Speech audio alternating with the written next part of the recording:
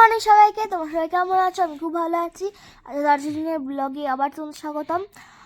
আমি রেডি হয়ে শুয়ে আছি, দেখতে পাচ্ছ। তার কারণ হচ্ছে আমি রেডি হয়ে নিয়েছি। এবার আমি বেরোবো।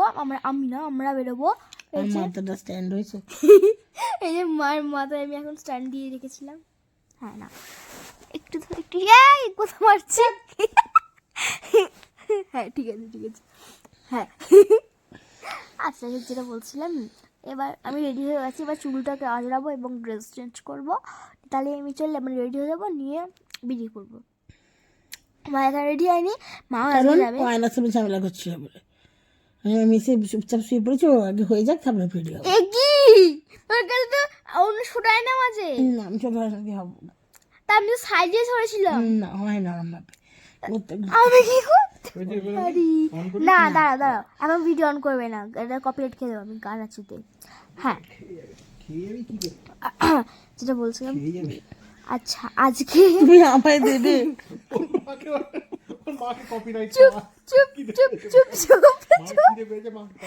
ভাট বকে গেছে, চুপ করো না। যাই হোক, এবার আমরা আজকে বেরোবো। কোথায় বেরোবো সেটা একটু বলে দিই। আজকে যাবো আছে তিন চুলে আছে হচ্ছে কে যাবে 3 চুলে।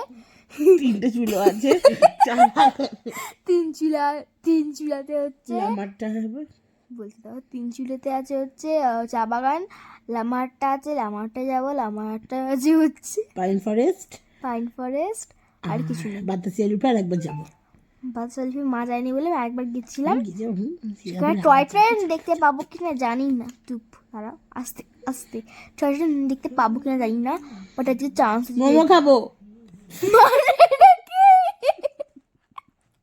এখানে আমার মা মোমো খাবো পাগল হয়ে যাচ্ছে মাঝখানে। খেতে দিচ্ছি না, মোমো খাবো। 5 মিনিট মোমো খাবো।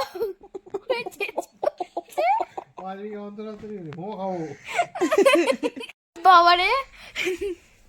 হ্যাঁ, এবার ওখানে যাবো পাইন ফরেস্ট আর তিস্তা নদী। তোমার ভাববে তিস্তা নদী ওখানটা দেখার ইচ্ছা ছিল, কিন্তু ওই যে সেই বন্যা ঘটে যখন সে ভেঙে গেল না, এনএস রোডটা, হাইওয়ে পুরো তিস্তা নদীর গা দিয়ে পুরো ভেঙে গেল না, তো ওই কারণে ওটা পুরো ব্যারেজটা একদম রাস্তাটাই বন্ধ আছে এখন। তাই ওইখানটা তিস্তা নদীতে আমরা দেখতে পেলাম না। জেনে নিয়েছো। আর যাইনি। আর টয় ট্রেনটা বললাম আমাকে দেখতে পারি, কারণ একটু বেলা করে যেহেতু যাবো ওই জন্য। আমার কিন্তু এটা ড্রাইভারটা বলেছে, সত্যি মিথ্যে কিছু জানি না, যাচাই করছি না। ড্রাইভারটাই কথাটা বলেছে গাড়ির। সেই সব তো চলো, এবার একদম ডাইরেক্ট দেখা হবে। যদি কিছু ভিউ পয়েন্টে যাই আমরা, তখন যদি কিছু না যাবোই, বাট হয়তো কিছু দেখাবার থাকলেই তখন তোমাদের দেখাবো, নাহলে আর যাই না। আগে পরে কি হবে। তোমরা আমায় বলো তো, দার্জিলিং এসে কি খেয়ে মোমো খেয়েছো? আমার মোমো খাওয়াচ্ছে না এরা। আরে বাবা, তুমি শোনো, তোমরা সবাই শোনো তাহলে। মানে মা কালকে থেকে মোমো খাবো করে যাচ্ছে। কেউ খাওয়াচ্ছে না। আমি কি করে খাওয়াবো? তোমরা সবাই বলো। বাবার সাথে বেরোচ্ছিস কি, মোমোটা তো নিয়ে আয়। আরে বাবা, ওই যে বেরোচ্ছে না, জোর জবরদস্তি ঝামেলা করে নিয়েছো। তা না, আমার এত তুমি করবে, তোমার কি পেয়েছে? তোরা হাত গলাবি না তাহলে মোমোতে। আমি খাই না বেশি মোমো। যাই হোক, একটাতেও হাত গলাবি না। আমি আধখানা একটুখানি খাই। দেবো না। ঠিক আছে, যাও। সব মোমো আমি খাবো। 1 প্লেট তুমি খাবে, বাদবাকি 10-12 যত প্লেট দেবে সব খেয়ে নেবো। তোমার মনে করো বহুত খিদে পেয়েছে। আমরা মনে করো তুমি চুপ করো তো। 4টে প্লেট আনলাম, ভাট বকে যাচ্ছে, খালি মোমো করে যাচ্ছে।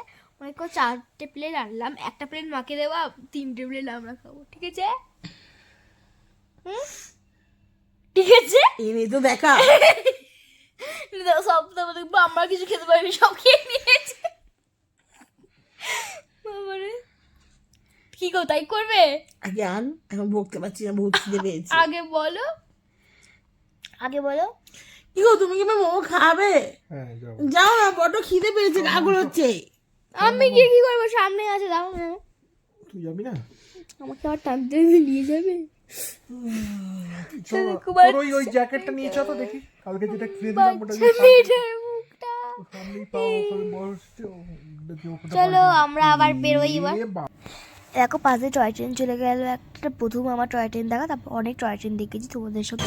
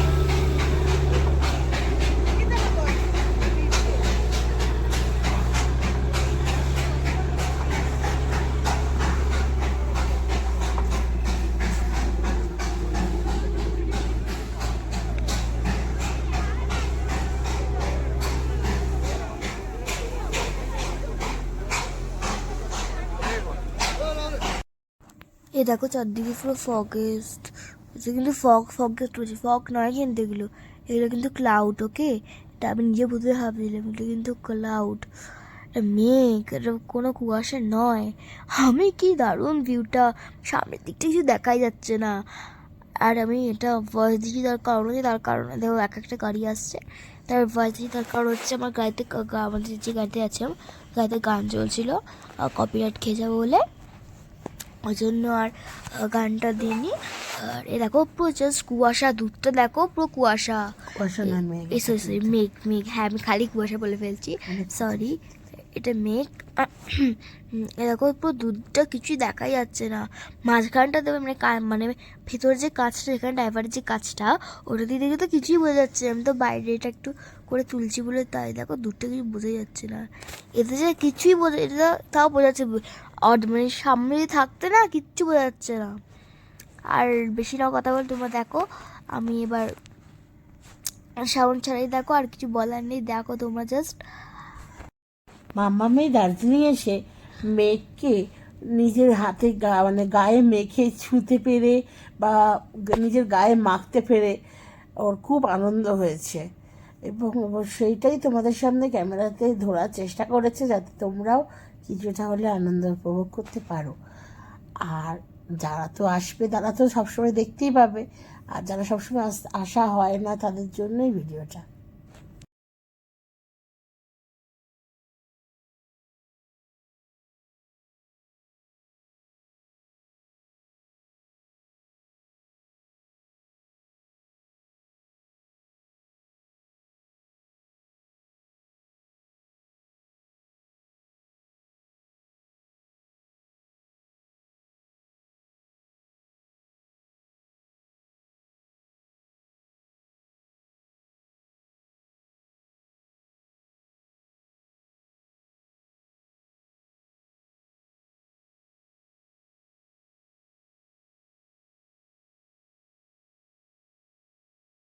এটা হলো লামাহাট্টা পাইন ফরেস্ট।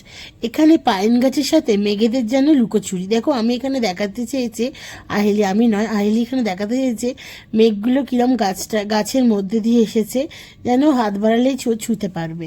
এবার আরেকটু ভালো করে দেখাবার চেষ্টা করছে বাগানের ভেতরটা কীরকম। তো এখানে অনেক রকম ফুলের গাছ আছে, ও কিছু মানে ছবি পোস্ট করেছে, এখানেও দেখিয়েছে এবং কিছু ছবি পোস্ট করেছে। তবু তোমরা ভালো করে দেখো। এবং এই পাইন ফরেস্টটা যে বিশাল বিশাল পাইন গাছগুলো মাথা তুলে যেন মনে হচ্ছে আকাশকে ছুঁয়ে আছে, আর তার মাঝখান দিয়ে এই মেঘের আনাগোনা যেন লুকোচুরি করা মনটাকে যেন কেড়ে নিচ্ছিল। মনে হচ্ছিল যেন রূপকথার কোনো দেশে আমরা ভেসে চলেছি। এক্ষুনি মনে হচ্ছিল যেন এই মেঘগুলো ফুরে সেই রূপকথার যে পক্ষীরাজের ঘোড়াটা ছুটতে বেরিয়ে আসবে, আর তাতে থাকবে একটা রাজপুত্র। সেই আর এটাকে রূপকথার মতো সেই ওই ঘোড়াটাকে সুন্দরভাবে সাজানো থাকবে, আর তার পিঠে আহেলিকে উঠিয়ে দেবো। কিরম হবে বলো তো জিনিসটা?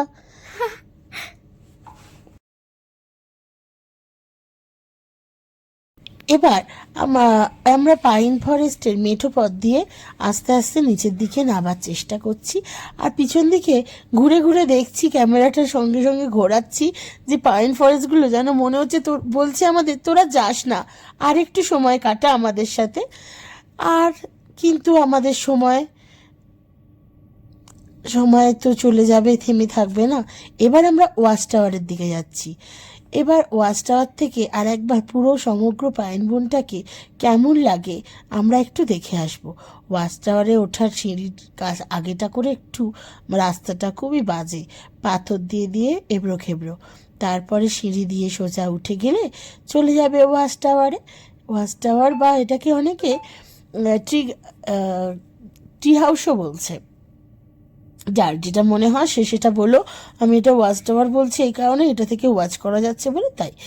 তো আমরাও গুটি গুটি পায়ে উঠে পড়লাম ওয়াচ টাওয়ারে, এবং সেখান থেকে আমরা পাইন ফরেস্টের ভিউটা নেওয়ার চেষ্টা করছি। আর তোমরাও দেখো আমাদের সাথে। পাখির চোখ দিয়ে তো আমরা দেখাতে পারবো না, কারণ আমাদের ড্রোন নেই। আমরা মোবাইলে ক্যাপচার যতটা করতে পেরেছি ততটাই দেখাচ্ছি। দেখো পাইন গাছগুলো কত বড়, যেন মনে হচ্ছে আকাশটাকে ছুঁয়ে নিচ্ছে। আর তার মাঝখানে আমরা মেঘগুলোকে ছুঁচ্ছি, গায়ে মাখছি। উফ, এ এক অপূর্ব সুন্দর অনুভূতি। ওখানে মেঘ গায়ে মাখতে মাখতে আমরা আরেকটু উঁচুর দিকে উঠে এলাম। এই জায়গাটার নাম হলো তিনশূলা। এখান থেকে নিচের ভিউ, চা বাগান আর আরও মেঘগুলোকে আরও কাছে পাওয়ার, আরও ভালো লাগার আরও অনুভূতি আমাদের মধ্যে জেগে উঠল। দেখো তোমরা কি সুন্দর ধোঁয়ার মতো উঠছে, যেন মনে হচ্ছে ওখানে কেউ পাহাড়ের গায়ে আঁচের উনুন চাজিয়ে কয়লার আঁচ দিচ্ছে, কিন্তু আসলে তা নয়, আসলে ওটা কিন্তু মেঘ উঠছে। তো আহেলিও মনে করলো, আহেলি মানে কিন্তু আমাদের সিমিস, আহেলি এখানে মনে করলো যে একটু পোজ দিয়ে ফটো তুলতে হবে, তাই একটু ফটো তুললো। তো আমি একটু ওখানে বসেছিলাম, বসে বসে একটু চা খেলাম আর সেই প্রকৃতির সুন্দর মনোরম পরিবেশটাকে একটু উপভোগ করছিলাম। ওই দেখো বসে আছে, একটু দেখিয়েও দিয়েছে আহেলি। তো আহেলির বাবাইও ওখানে দাঁড়িয়ে দাঁড়িয়ে দেখছিল। তো আহেলি একটু এদিক ওদিক সব দেখাতে দেখাতে কিছুক্ষণ পর চা বাগানের দিকে উঠে চললো। বললো, মা আমি একটু চা বাগানটায় উঠে একটু আমার বন্ধুদেরও দেখিয়ে আনি। তো বললাম, যা, আর কোথাও যেন যাসনি, সাবধানে উঠিস। তো ওই যে আরেকটু উঁচুতে উঠেছিল, কিন্তু ক্যামেরা নিয়ে আমি বেশি দূর উঠতে দিতে বারণ করলাম বলে ও কিছুটা উঠেই তোমাদেরকে সবাইকে চা বাগানের ভিউটা দেখালো। এবং এই যে এইগুলো সব গোল গোল দেখছে, এগুলো কিন্তু সব চা গাছ, আর পুরো এলাকাটাই হচ্ছে চা বাগান। এখানে কি আমরা যদি আরও কিছুক্ষণ আগে আসতাম, আমরা এখানে গেছি 3টে বেজে গেছে, তো আমরা যদি বেলার দিকে আসতে পারতাম তাহলে এখানে অনেক কর্মীরা কাজ করছে সেটাও দেখা যেত। তো এইটা হচ্ছে একদম পুরো মানে একদম হাইয়েস্ট পয়েন্ট। হ্যালো বন্ধুরা, এখন মনে হচ্ছে রাত্রে অনেকটাই হয়েছে, ঘড়ি নেই ঘরে, যদিও মোবাইলে আছে, দেখা হয়নি।